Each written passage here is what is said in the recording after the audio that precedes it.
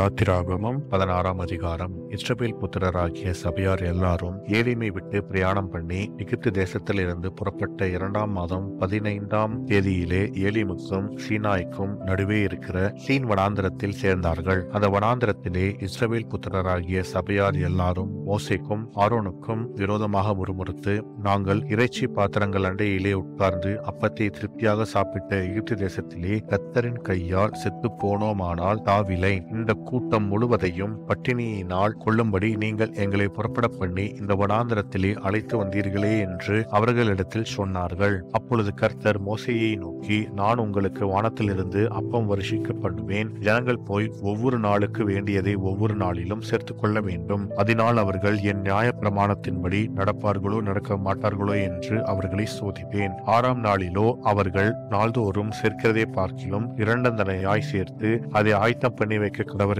என்றார். அப்பொழுது மோசேயும் ஆரோனும் இஸ்ரவேல் புத்திரர் எல்லாரையும் நோக்கி, கர்த்தர் உங்களை எகிப்து தேசத்திலிருந்து புறப்பட பண்ணினவர் என்பதை சாயங்காலத்தில் அறிவீர்கள். விடியற் காலத்தில் கர்த்தருடைய மகிமையையும் காண்பீர்கள். கர்த்தருக்கு விரோதமான உங்கள் முறுமுறுப்புகளை அவர் கேட்டார். நீங்கள் எங்களுக்கு விரோதமாய் முறுமுறுக்கிறதற்கு நாங்கள் எம்மாத்திரம் என்றார்கள். பின்னும் மோசே, சாயங்காலத்தில் நீங்கள் புசிக்கிறதற்கு கர்த்தர் உங்களுக்கு இறைச்சியையும் விடியற்காலத்தில் நீங்கள் திருப்தி அடைகிறதற்கு அப்பத்தையும் கொடுக்கையில் இது விளங்கும். கர்த்தருக்கு விரோதமாக நீங்கள் முறுமுறுத்த உங்கள் முறுமுறுப்புகளை அவர் கேட்டார். நாங்கள் எம்மாத்திரம்? உங்கள் முறுமுறுப்புகள் எங்களுக்கல்ல, கர்த்தருக்கே விரோதமாய் இருக்கிறது என்றான். அப்பொழுது மோசே ஆரோனை பார்த்து, நீ இஸ்ரவேல் புத்திரராகிய சபையார் எல்லாரையும் நோக்கி கர்த்தருடைய சந்நிதியில் சேருங்கள், அவர் உங்கள் முறுமுறுப்புகளை கேட்டார் என்று சொல் என்றான். ஆரோன் இஸ்ரவேல் புத்திரராகிய சபையாருக்கெல்லாம் இதை சொல்லுகிற போது அவர்கள் வனாந்தர திசையாக திரும்பி பார்த்தார்கள். அப்பொழுது கர்த்தருடைய மகிமை மேகத்திலே காணப்பட்டது. கர்த்தர் மோசேயை நோக்கி, இஸ்ரவேல் புத்திரரின் முறுமுறுப்புகளை கேட்டிருக்கிறேன். நீ அவர்களோடே பேசி, நீங்கள் சாயங்காலத்தில் இறைச்சியை புசித்து விடியற்காலத்தில் அப்பத்தால் திருப்தியாகி நான் உங்கள் தேவனாகிய கர்த்தர் என்பதை அறிந்து கொள்வீர்கள் என்று சொல் என்றார். சாயங்காலத்தில் காடைகள் வந்து விழுந்து பாளையத்தை மூடிக்கொண்டது. விடியற்காலத்தில் பாளையத்தை சுற்றி பனி பெய்திருந்தது. பெய்திருந்த பனி நீங்கின பின் இதோ வனாந்திரத்தின் மீதெங்கும் உருட்சியான ஒரு சிறிய வஸ்து உறைந்த பனிக்கட்டி கொடியத்தனையாய் தரையின் மேல் கிடந்தது. இஸ்ரவேல் புத்திரர் அதை கண்டு அது இன்னது என்று அறியாதிருந்து ஒருவரை ஒருவர் பார்த்து, இது என்ன என்றார்கள். அப்பொழுது மோசே அவர்களை நோக்கி, இது கர்த்தர் உங்களுக்கு புசிக்க கொடுத்த அப்பம். கர்த்தர் கட்டளையிடுகிறது என்னவென்றால், அவரவர் புசிக்கும் அளவுக்கு தக்கதாக அதில் எடுத்து சேர்க்க கடவீர்கள். உங்களில் உள்ள ஆத்துமாக்களின் இலக்கத்தின்படி அவனவன் தன் தன் கூடாரத்தில் இருக்கிறவர்களுக்காக தலைக்கு ஒரு ஓமர் அளவு எடுத்துக்கொள்ள கடவன் என்றான். இஸ்ரவேல் புத்திரர் அப்படியே செய்து சிலர் மிகுதியாயும் சிலர் கொஞ்சமாயும் சேர்த்தார்கள். பின்பு அதை ஓமரால் அளந்தார்கள். மிகுதியாய் சேர்த்தவனுக்கு மீதியானதும் இல்லை, கொஞ்சமாய் சேர்த்தவனுக்கு குறைவானதும் இல்லை.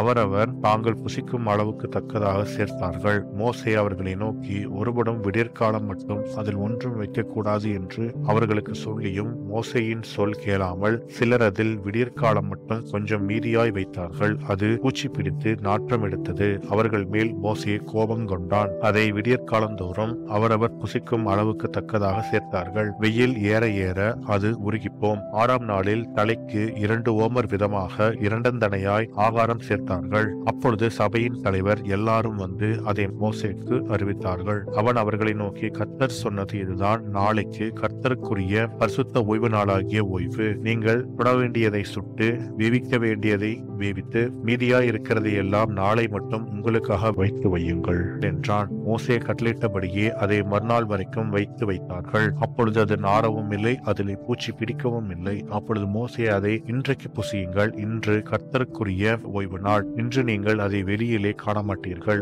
6 நாளும் அதை சேர்ப்பீர்களாக. 7ஆம் நாள் ஓய்வு நாளாய் இருக்கிறது, அதிலே அது உண்டாயிராது என்றான். 7ஆம் நாளில் ஜனங்களில் சிலர் அதை சேர்க்க புறப்பட்டார்கள். அவர்கள் அதை காணவில்லை. அப்பொழுது கர்த்தர் மோசேயை நோக்கி, என் கட்டளைகளையும் என் பிரமாணங்களையும் கைக்கொள்ள எந்த மட்டும் மனதில்லாதிருப்பீர்கள்? பாருங்கள், கர்த்தர் உங்களுக்கு ஓய்வு நாளை அருளினபடியால் அவர் உங்களுக்கு 6ஆம் நாளில் 2 நாளுக்கு வேண்டிய ஆகாரத்தை கொடுக்கிறார். 7ஆம் நாளில் உங்களில் ஒருவனும் தன் தன் ஸ்தானத்தில் இருந்து புறப்படாமல் அவனவன் தன் தன் ஸ்தானத்திலே இருக்க வேண்டும் என்றார். அப்படியே ஜனங்கள் 7ஆம் நாளில் ஓய்ந்திருந்தார்கள். இஸ்ரவேல் வம்சத்தார் அதற்கு மன்னா என்று பெயரிட்டார்கள். அது கொத்தமல்லி அளவாயும் வெண்மை நிறமாயும் இருந்தது. அதன் ருசி தேனிட்ட பணிகாரத்திற்கு ஒப்பாயிருந்தது. அப்பொழுது மோசே, கர்த்தர் கட்டளையிட்ட காரியம் என்னவென்றால், நான் உங்களை எகிப்து தேசத்திலிருந்து புறப்பட பண்ணின போது வனாந்தரத்தில் உங்களுக்கு புசிக்க கொடுத்த அப்பத்தை உங்கள் சந்ததியார் பார்க்கும்படிக்கு அவர்களுக்காக அதை காப்பதற்கு அதிலே ஒரு ஓமர் நிறைய எடுத்து வைக்க வேண்டும் என்றான். மேலும் மோசே ஆரோனை நோக்கி, நீ ஒரு கலசத்தை எடுத்து அதிலே ஒரு ஓமர் அளவு மன்னாவை போட்டு அதை உங்கள் சந்ததியாருக்காக காப்பதற்கு கர்த்தருடைய சந்நிதியிலே